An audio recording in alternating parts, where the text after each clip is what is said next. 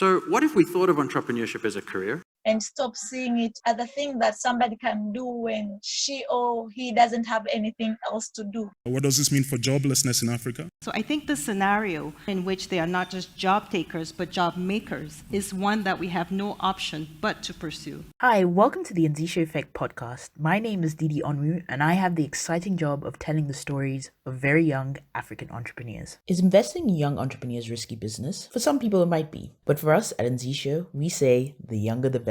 25-year-old Kenyan entrepreneur Geoffrey Mulei is an Anzisha Fellow from the 2016 cohort. As the founder of Tanda, a fintech startup that turns your everyday neighborhood shop into a one-stop shop for digital financial services, Jeff shares his journey of what it takes to secure investments for your business when you are the youngest in the room. Hi, Jeff. Welcome to the Anzisha Effect podcast. Very excited to have you here. I'm glad that I met you in Kenya earlier this year because I only joined Anzisha a year ago, so it's good to put some faces to the name. So you joined Anzisha in 2016, right? Yes, 2016. Okay, cool. So if you can tell everybody a little bit about yourself and the business that you run, that'd be great. Okay, great. So first of all, thank you so much for this. I'm very excited to do this.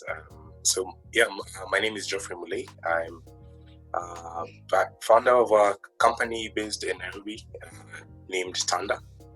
And what we do at Tanda is we turn your neighborhood shop, what you call spaza shops. So we turn them into agents for financial services. A cooler way to put it is we turn shops into bank branches.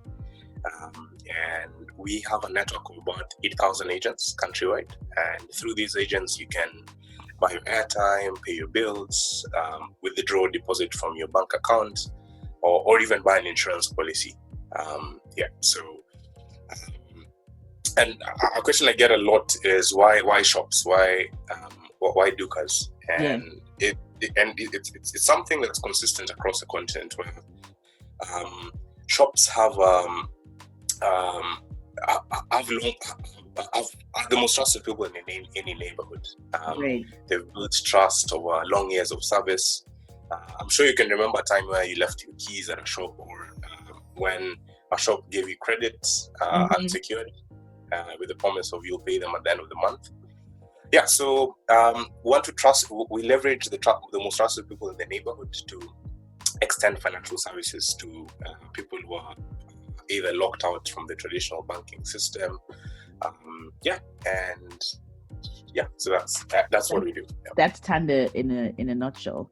Like I said, so you joined Anzisha when you were about 20 years old, but you joined with a different business, right? You had Inkisha, if I'm not mistaken. Correct. Yes, Inkisha. So at Inkisha, it was slightly in the same space, working with shops, but then we produced a cheap packaging for small shops.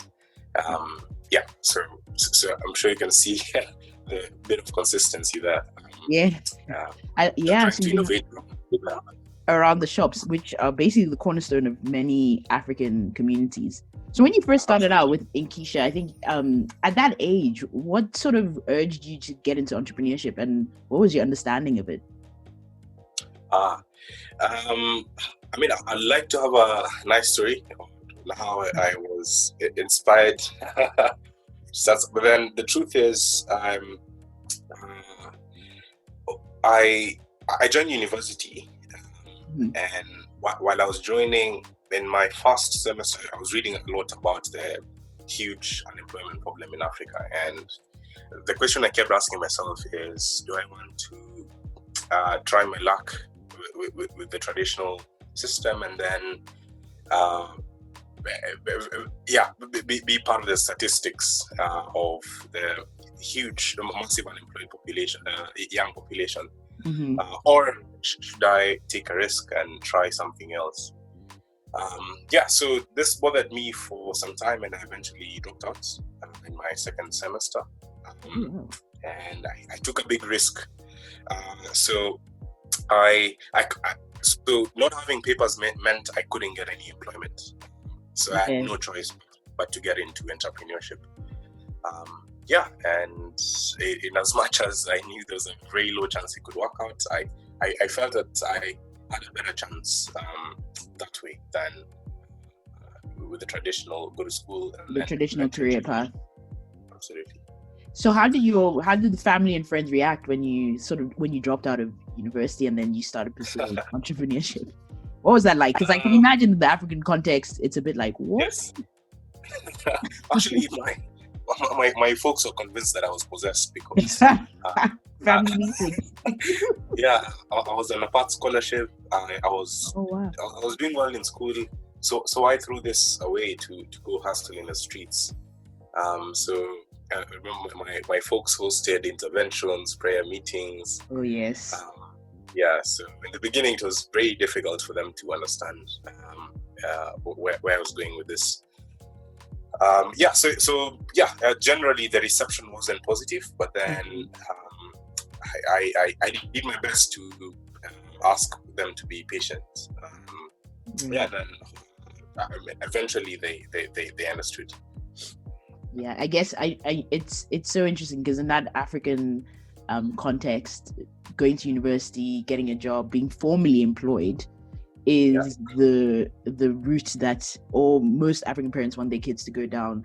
And then when they don't, it's like a complete shock to the system. So I'm glad they were patient with you. I mean, I'm sure they're looking at you now thinking, oh, he did really well. Not really. My mom is still waiting for me to get a real job. But I mean, honestly, I don't blame them because parents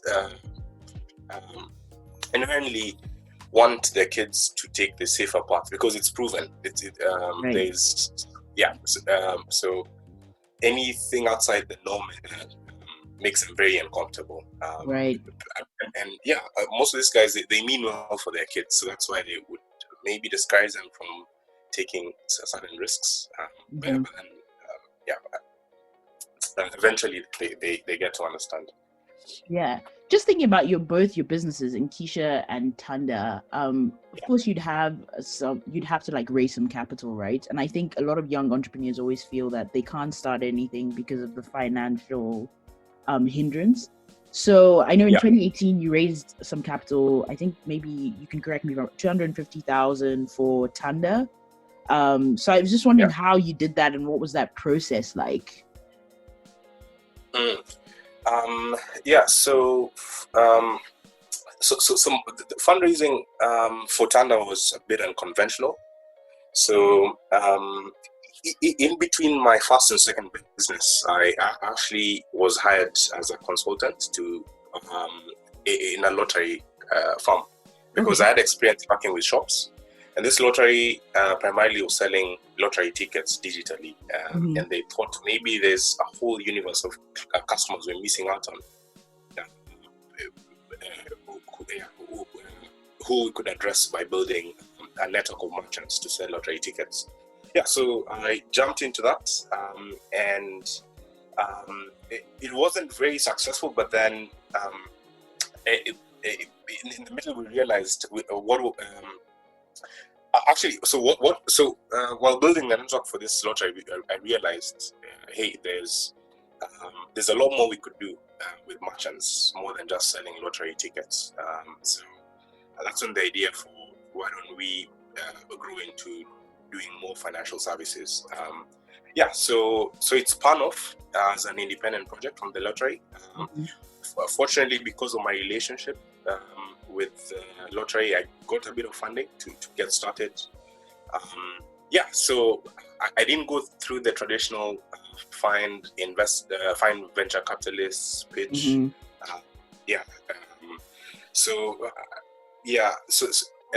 But then eventually, late last year and into earlier this year, I now had to go to the traditional fundraising where I put together documents and then find investors.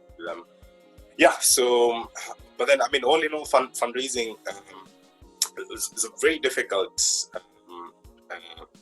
endeavor. I mean, you know how they say, whatever time you think you're going to fundraise for a business, just Yes. multiply that by at least 3 before you get cash in your account. So all in all, very difficult to find investors. It's even more difficult to convince them. Right, because I was gonna ask you, like, do you think investors see your age first or your business? I do a very good job at hiding my age. Okay. Fortunately, that has never come up. But then, for most people, for most young people, it does. When they try to look at, they actually, you're right. That's the first thing they look at, Right. and your experience. I'd say it's much more difficult for younger guys, especially if you're below 30 years. It's very quite a challenge raising cash. What's the climate like in Kenya in terms of young entrepreneurs? Is there like a booming scene? Because I know in Uganda it's quite, 70% or something like that of the population are entrepreneurs. So what's it like in Kenya? More young people choosing entrepreneurship, or are they sort of, not taking the risk as of yet?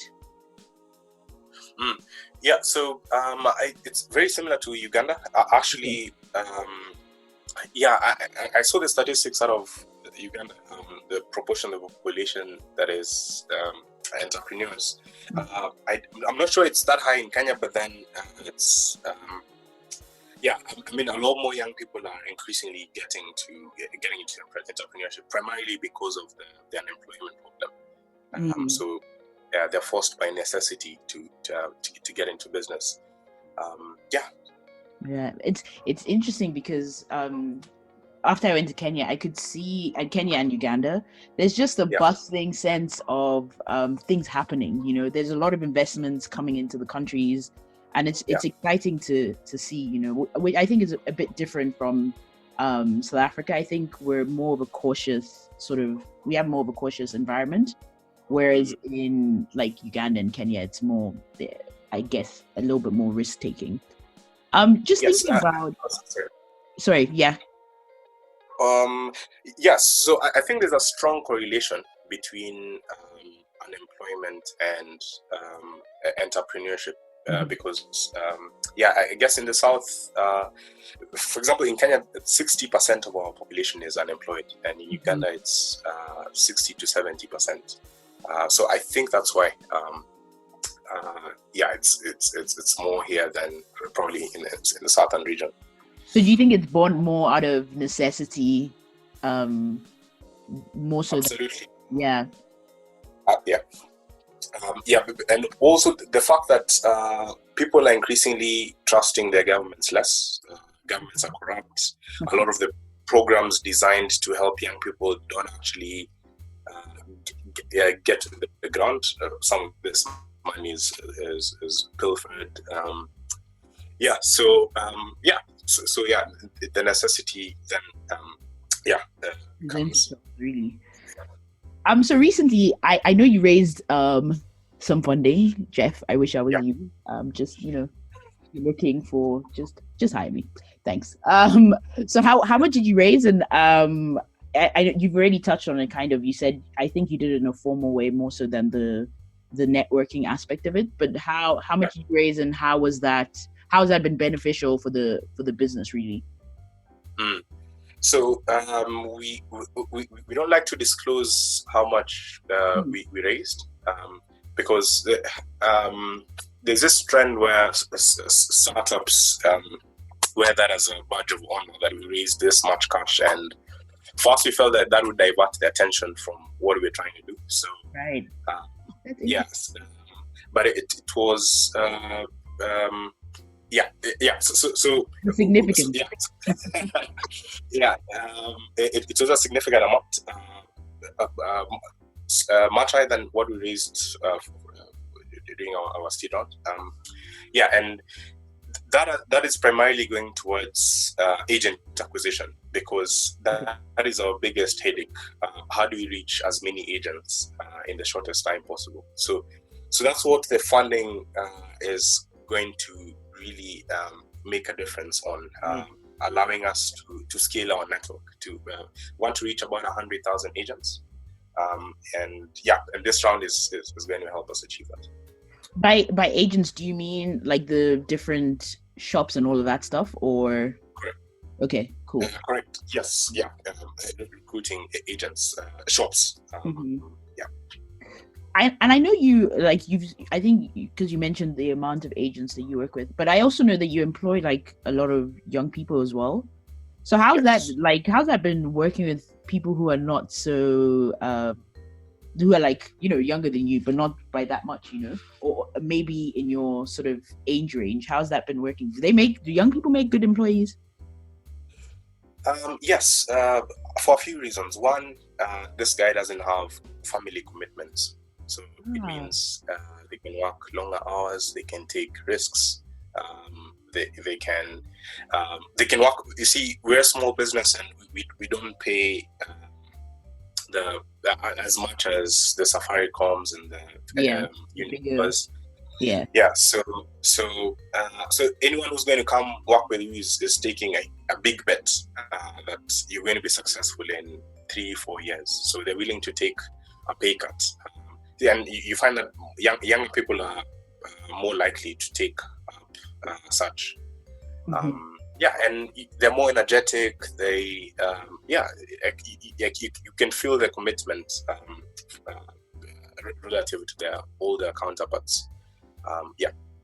It's interesting because that's like one of our tenets at Anzisha, the idea that a 25-year-old or 27-year-old is more likely to hire a 19-year-old. So that rise of peer-to-peer employment is really important in terms of, combating that youth unemployment issue and moving towards the fourth, industrial revolution and all of that. In that there's a huge market and there's a huge space for young people to employ their friends. Absolutely, and and I guess it goes back to I strongly feel that there should be more emphasis on let's not trust the government to solve this unemployment problem. Let's start small businesses. Let's hire our peers. Let's give them an opportunity. The same opportunity we had not so long ago. And I think if more young people employ more young people, I think it could actually move the needle of the unemployment from the 60% down to 30, 20. Yeah. Exactly. I mean, I think I look at your journey, Jeff, and I see it's just so incredible to see at such a young age you've achieved so much. So I guess what keeps you motivated? What keeps you going? So first and foremost, I have to eat. Of course. So that's what primarily keeps me going. And then, I mean, also the fact that there's with all my businesses, I like to solve a problem. So at heart, I love solving problems. I like to break things apart and figure out how we can put them back together in a much more efficient, much cleaner way. So so that's something else where I learn of a problem, I feel bad about it, and then the next thing I think, how can I solve this? And so that's also something else that really pushes me. Waking up in the morning and feeling today you're addressing something that actually makes a difference in someone's life. So that actually gives me goosebumps. I guess that's the foundation of entrepreneurship as well, that the need to solve a problem once you've identified the issue, right? Absolutely. And where when you also feel terrible when you don't do something about it. Absolutely. But that's also a huge responsibility, I guess, to keep on your shoulder. And then to have that awareness already at a young age is equally a testament of why we need young entrepreneurs. Absolutely. And I mean, one of the reasons I also really like Anzisha, so when I had an opportunity to do the fellowship, the 2-week residence, so we actually got a lot of this training where you're given a framework for how to approach problems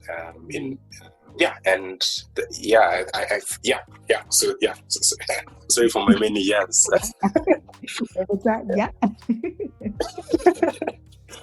Yeah.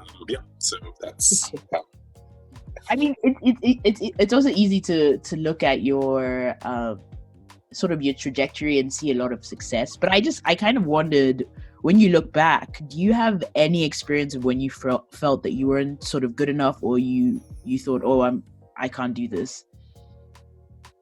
Honestly, I feel like that's almost every day. You maybe go for something, doesn't work out, and then you start to question yourself. Is it that I'm not I'm not skilled enough for this? I think that's a feeling I'm very familiar with. But then often how I try to get past it is... how do you get past that? So first of all, I remind myself why I got started. I know those are simple words, but then if you really go back to that time when you first thought about this, that alone can push you to look past the few shortcomings in the short run. And then also something else that I like to do is set smaller goals. I know there's this... Humans are inherently very optimistic. We like to set these big goals, and sometimes it can get frustrating when we don't achieve them. So I think it's important to also work on mini projects, smaller goals that wouldn't say are easy to achieve, but then achievable. I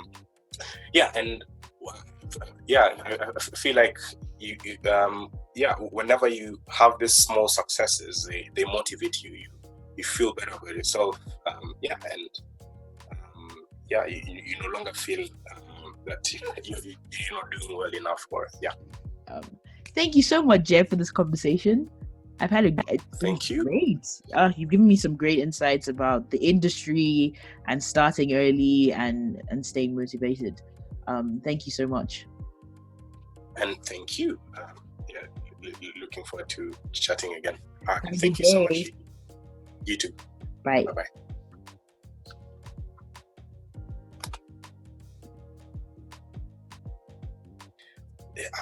I mean, not everyone is built for this because even if I were to look at my personal experience, there's nights I've slept hungry, there's nights I've been kicked out because I could not pay rent.